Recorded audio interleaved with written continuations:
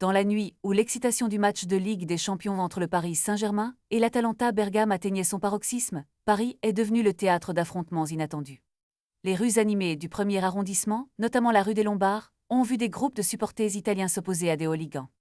Bien que la tension ait été palpable, la bonne nouvelle est qu'aucun blessé n'a été rapporté, mais les dégradations ont poussé la police à intervenir rapidement.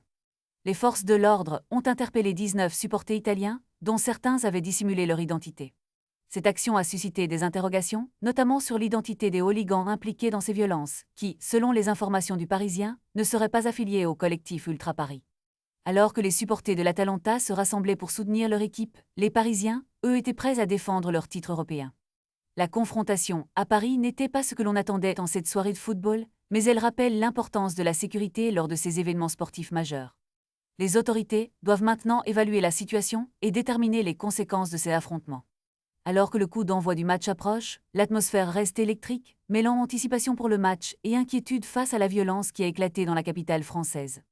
Les supporters espèrent que cet incident ne ternira pas l'image de l'événement sportif et que la passion pour le football pourra s'exprimer sans violence. Reste à voir comment cela influencera l'ambiance au Parc des Princes ce soir, où tous les regards seront tournés vers le terrain et les performances des joueurs.